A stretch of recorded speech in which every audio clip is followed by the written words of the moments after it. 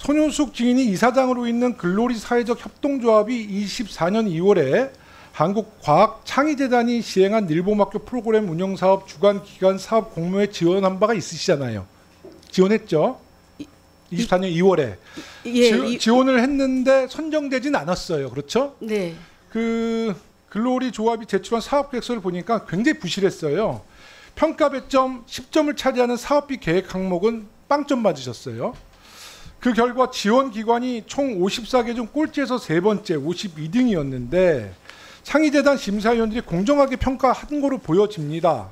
그런데 이렇게 형편없이 기관을 탈락시켰다는 이유로 교육부 담당 공무원들이 압력을 받았다는 제보가 있어요. 그래서 이와 관련해서 확인을 좀 해보겠습니다. 당시에 일본학교 사업을 총괄한 김천웅 국장님 와 계세요? 김천웅 국장님. 네. 국장님, 제가 앞에서 말씀드린 정황과 의혹에 대해서 알고 계시죠? 네, 알고 있습니다. 손효숙 대표가 이사장으로 있는 글로리 사회적 협동조합의 일본학교 주관기관 사업 공모와 관련해서 심사를 앞두고 윗선으로부터 연락받은 적 있죠? 네, 있습니다. 제가 알고 지금 다 물어보는 겁니다. 네, 있습니다. 어떤 걸 부탁하던 거예요? 손효숙 씨 잘 부탁한다라는 뭐 지시면 지시 받으셨죠? 글로리 사회적 협동조합을 챙겨달라는 요구가 있었습니다. 잘 챙겨달라. 네, 그게 일본학교 주관기관으로 선정을 하는 압력으로 느끼셨죠? 솔직히 말씀하세요. 네, 압력으로 느꼈습니다. 죄송하지만 그 교육부에서 연락받았습니까? 대통령실에서 연락받았습니까? 대통령실로부터 연락받았습니다. 대통령실, 교육부 공직자 출신의 대통령실, 대통령 교육비서관 신문규 전 비서관으로부터 연락받았죠? 네, 맞습니다. 교육비서관이 대통령 의사 확인하지 않고 이런 거 지시하면 안 되는 거고 뭐 할 수 없는 입장이에요. 그래서 아까 제가 손효숙 대표한테 윤석열 대통령이나 그 부인 김건희 씨로부터 혹시라도 전화 통화를 받았냐 이런 말씀을 드린 건데 못 받았다는 거는 지금 계속 유지하시는 거죠. 네. 그리고 나서 글로리 조합이 심사에서 탈락한 이후에 이와 관련해서 문제 제기하는 항의 전화 또 받으셨죠. 아니, 솔직히 제가 이거 다 내용을 알고 있으니까 말씀하셔야 됩니다. 위증죄로 고발당해요. 또 받으셨죠. 글로리 사회적 협동조합을 챙겨달라는 요구가 있었고 탈락된 이후에 저희가 이제 그 요구를 받고 나서 평가 과정과 평가 결과를 확인해 봤습니다. 네. 확인해 보니까 평가 과정이 공정하게 이루어졌었고 그다음에 평가 결과가 굉장히 안 좋게 나와서 평가 결과에 따라서 탈락시키겠다라고 했었고 그 과정에서 좀 압력이 있었습니다. 그러니까 탈락되니까 다시 전화를 해서 왜 탈락시켰냐고 사실 문책을 한 거 아니에요? 항의를 한 거 아니에요? 맞죠? 이제 발표하기 전에 그런 일이 있었습니다. 발표하기 전에? 네네. 그 사람도 동일한 인물입니까? 맞습니까? 맞습니다. 그러니까 대통령실 교육비서관 신문규 전 교육부 기조실장이 이 업체, 작은 업체 탈락을 놓고 잘 부탁한다, 잘 챙겨달라 압박 넣고 떨어지니까 다시 한번 연락해서 왜 이거 떨어뜨렸냐 항의한 거예요. 이거를 대통령실에서 모른다? 가능한 일이 아니라고 저는 판단이 듭니다. 저는 일본학교 담당 공무원들은 정말 잘했다고 봐요. 이런 압박에도 불구하고 공정하게 심사를 해주시고 교육 현장을 지켜주신 우리 대한민국 교육부 공직자들께 감사드리겠습니다. 돌아서 앉으십시오. 근데 손효숙 대표는 기어코 24년도 10월 서울교대와 일본학교 프로그램 지원 및 강사 양성을 위한 업무 협약을 하게 되는 거예요. 이번에는 글로리 사회적 협동조합이 아닌 한국일본학교 연합회의 이름으로 업체명을 바꿔서 말이죠. 이 부분이 의구심이 갈 수밖에 없는 이유는 손효숙 씨는 이미 입장문에서 서울교대의 프로그램이 채택된 연유에 대해 2024년부터 한국과학창의재단 공모사업에 도전했는데 실패를 반복해 탄식하던 중 창의재단 일본팀 관계자가 향후 전국 교대를 중심으로 공모사업이 진행될 것이라고 조언해줬다라고 입장문을 발표했어요. 맞죠? 네. 그것도 변호사를 통해서 입장문을 발표했어요. 자, 그런 정보를 알려준, 조언해준 사람이 누구입니까? 말씀해 주세요. 창의재단에서 이런 정보를 앞으로 이렇게 향후에 이런 사업이 공모될 거라고 조언해준 사람이 누구예요? 2월 달에 1차적으로 프로그램 일본 아니 그러니까 공허 말씀해 주세요. 프로그램 공모 사업에서 저희가 이제 낙방을 하고 네네. 그다음에 5월 달에 또 있었습니다. 네네. 그때도 저희가 이제 그 사이에 많은 이제 노력 낙방하고 끝에 나서 넣었다가 네네. 그때는 또 교대에서 비슷한 사업을 추진할 거라고 저 창의대나에서 귀띔해줬다라고 본인이 밝히셨잖아요. 문건에. 그래서 누가 그거 조언을 해줬냐고요. 그때 저희가 했을 때 이 접수 시간을 한 5분 정도 놓쳐서 그러니까 결국은 접수를 못했는데. 자 잠깐만요. 그러면요. 예. 제가 이제 우리가 이제 여러 제보는 당시 그 창의재단의 이사장이 조율래 이사장인데 맞습니까? 조율래 이사장이 좀 조언해줬죠? 아닙니다. 저는 그분을 모르는 분입니다. 창의재단에서 제가 미처 못 챙겼으니까 서울 교대에 영향력을 행사하기 위해서 협력 업체를 선정해 준 거잖아요.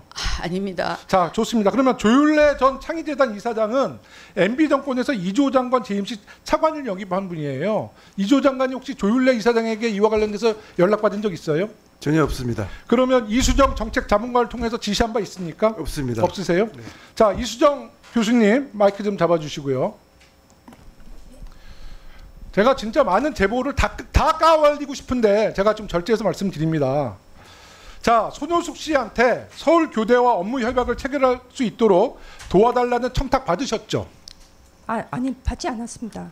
직간접적으로 한 번도 안 받았어요? 예, 받지 않은 전. 그러니까 직간접적으로 한 번도 안 예, 받았습니까? 받은 기억이 없습니다. 자, 그러면 손효숙 씨를 전혀 알지도 못하고 본 적도 없는데 정책자문관으로 추천한 게 바로 이수정 자문관이시잖아요. 예, 자문위원으로 추천. 예, 예. 그러니까 그게 지금 납득이 됩니까? 제가 자, 그러면요. 다시 한번 얘기할게요. 전혀 일면식도 없고 알지도 못하는 손효숙 씨인데 손효숙 씨가 대표로 있는 함께 행복 교육 봉사단은 알고 계시죠? 예, 함께 자, 행복. 그러면 알고 계시죠? 교육부 직원에게 이 함께 행복 교육 봉사단과 MOU를 체결하라는 압력을 넣습니까, 안 넣습니까? 압력을 넣지 않습니다. 그러면 네. 의사를 전했습니까? MOU 체결할 수 있도록 도와주라고 의사를 전달했습니까? 도와주라고 하지 않았습니다. 자, 앉으십시오. 김천웅 국장님 다시 나와보세요. 왜 이렇게들 거짓말을 치시지? 국회가 정말 만만하게 보이시는 것 같은데.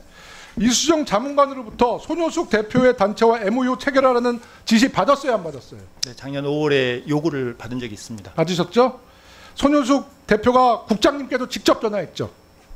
전화는 아니고 문자를 보내온 적이 있습니다. 자, 일반 국민들이 사업자가 이 교육부의 최고위직 국장에게 문자를 보내고 담당 정책자문관은 MOU 체결하라고 압력을 넣고 이게 말이 되는 거예요?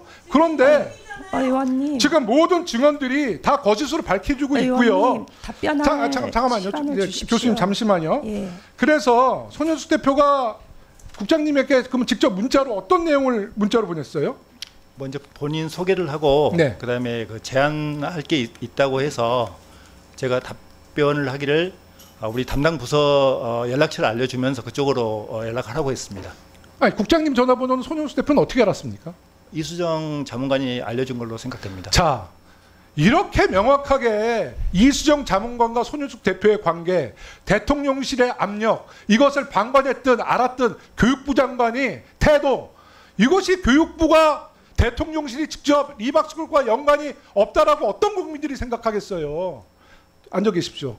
저는 이 대한민국에 희망이 있는 거는 그래도 교육부 공직자들은 흔들리지 않았다는 이런 메시지를 국민께 말씀을 드리겠고요.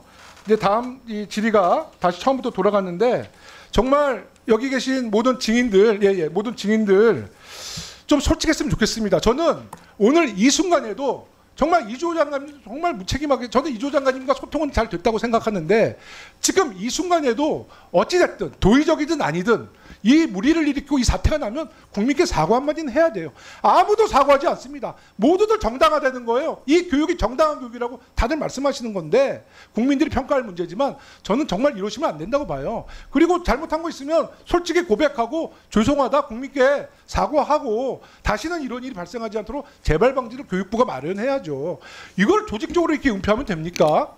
자, 그러면 위원장님, 제가 잠깐만요. 좀 말씀드리겠습니다. 네, 교육부 장관님께서 네, 일단 네. 말씀을 주시고 네.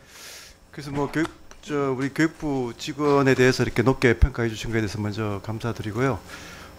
저희가 뭐 이런 많은 이제 의혹에도 불구하고 우리 교육부에서 그런 뭐 특별한 특혜를 주거나 또 편향적인 그런 부분이 없었다 하는 부분은 뭐 책임자로서 제가 그 부분에 대해서는 뭐 위원장께서 강조해 주신 것에 대해서 감사드리고요. 지금 지적하신 이제 그 교육부 그 자문관이 지금 그 본인이 그 전혀 모르는 사람인데 추천을 받아서 그 이야기를 했다 하는 것도 저는 그 말이 사실이라고 믿습니다. 그리고 제 개인적인 경우에도 저는 뭐 이 지금 진행되는 사안에 대해서 전혀 몰랐고요. 오히려 부서에서 그렇게 불편부당하게 일처리를 했다 하는 것에 대해서 저도 자부심을 동시에 느낍니다. 다만 이제 위원장께서 지적하신 대로 이런 사태로 인해서 국민들께서 심려하는 그런 상황이 발생했기 때문에 그 부분에 대해서 뭐 책임자로서 사과하는 부분에 대해서는 국민들께 죄송하다는 말씀을 드리겠습니다. 네, 하여튼 이조 장관님께서 처음으로 이렇게 사과하셨는데 이거 정말 장관님도 이 집합 복잡한 구도 속에서 이런 엄청난 일이 터졌는데 사실 국회 출석 안 하시고 사실 이 문제를 몰랐던 것도 장관님에게도 책임이 있어요. 다만 이제 장관님은 이제 물러나실 분이기 때문에 제가 더 이상은 말씀 안 드리겠습니다만은 정말 저는 굉장히 실망스럽습니다. 네, 알겠습니다. 네. 네. 일단 이수정 교수님이 뭐 해명하실 일이 있나 보시죠? 예. 네. 그럼 일어나서 예. 답변을 잠깐만요. 우리 손윤숙 대표님은 지금 아직 질문하실 분 없으면 자리에 좀 앉아서 조금 쉬시고요. 자리에 가서 앉아 예, 계세요. 아까 하신 말씀 중에 제가 한 가지 밝혀야 다 될 답변을 할 수 있는 시간 드릴게요. 예. 자리에 앉아가시고 조금 이제 분위기를 좀 이렇게 가라앉히고요. 예, 이수정 교수님 말씀해 예, 주세요. 위원장님. 제가 정확하게 말씀드리자면 저는 자문관이기 때문에 부서 관료들에게 지시할 권한이 없습니다. 그래서 지시를 한다는 것은 말이 되지가 않습니다. 저의 지시를 받을 관료의 의무가 없습니다. 저는 그 함께 행복 교육 봉사단이라는 그 봉사단체에서 단장이 사실은 작고하신 고 천세영 교수님이십니다. 저의 대학 선배 교수님이시고요. 그분이 봉사단이라고 하면서 교육부와 MOU를 맺고 싶어서 교육부에 요청을 했다. 근데 요청을 어떤 식으로 했는지 전 잘 모릅니다. 그것을 한번 해당 부서에 연락해서 한번 확인을 해달라 이렇게 말씀을 주셨고 제가 그것을 전달했던 기억이 있습니다. 그리고 관료들께는 제가 해당 부서에 그런 민원이 들어왔으니 한번 검토해라 보시라고 말씀을 드린 적이 있습니다. 며칠 뒤에 해당 부서에서 저한테 연락을 주셨어요. MOU 맺는 것이 적절치 않다. 그래서 저도 그런 동의한다고 그러고 더 이상 언급을 하지 않았습니다. 저는 압력을 행사하거나 영향을 이수정 행사하지 교수님 않았습니다. 알겠는데요. 지금 이제 손윤숙 대표가 나름대로 소신이면 소신, 본인의 이념에 따라서 지금 여러 가지 사회 활동을 해오셨잖아요. 이수정 교수님 그 사회 활동한 내용을 다 아시잖아요. 저는 알지 그럼 못했습니다. 그러면 그렇게 많은 활동을 하면서도 그런 사정도 모르면서 일면식도 없는 분에 대해서 교육부 공직자에게 MOU를 체결해달라고 의견을 내주신 건데 얼마 전부터 오늘이 아니에요. 벌써 얼마 전부터 교육부 공직자들 사이에서는 정책자문관이 이 문제에 영향력을 행사했다는 소문은 아마 의원님도 다 들으셨을 거예요. 그런데 자문관님은 그냥 의견을 전달했다 그러지만 교육부 장관 정책자문이 3명이에요. 2명은 실제로 교육부 장관님의 측근 맞아요.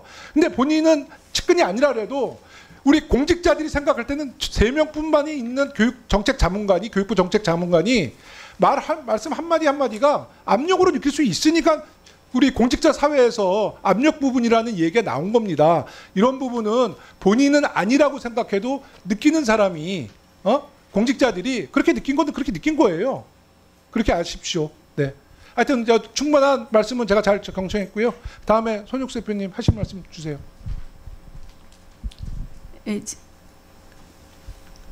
창의재단에서 제가 그래서 5월 달에도 등록을 접수를 시도했다가 실패하고 해서 제가 그쪽에 늘봄팀하고 통화를 했습니다. 우리 같은 이런 신생 단체가 이 좋은 프로그램도 있고 많은 강사진들도 있고 한데 이 늘봄학교 사업에 같이 동참하고 싶은데 어떻게 하면 좋을지 모르겠다. 진입 장벽이 너무 높으니 방법을 좀 알려달라 했더니 이제부터 업체하고는 하지 않을 것이다. 향후는 교육대학, 전국에 있는 교육대학의 강사 연수라든지 프로그램 개발을 다 맡길 생각이니 가까운 지역에 있는 교육대학을 찾아가서 제안을 해봐라 해서 제가 이 늘봄 서울교대 늘봄 지원센터를 방문을 하게 됐습니다. 그런 내용이 있다는 걸 말씀을 드리겠습니다. 알겠습니다. 지금 이제 우리 국민들은 글로리 사회적 협동조합이라는 그 단체에 대해서 아무도 몰라요, 사실. 그리고 아까 말씀하신 것처럼 손익 대표님이 저는 아무것도 아닙니다라고 말씀하지만 오늘 국민들이 이 장면을 보면 아무것도 아닌 사업에 대통령 교육비서관이 직접 전화를 해서 압력을 가하고 또 당사자인 분이 교육부 최고위직 국장한테 문자를 보내고 이게 정상적이라고 보실 수 있어요? 국민들이 볼 때?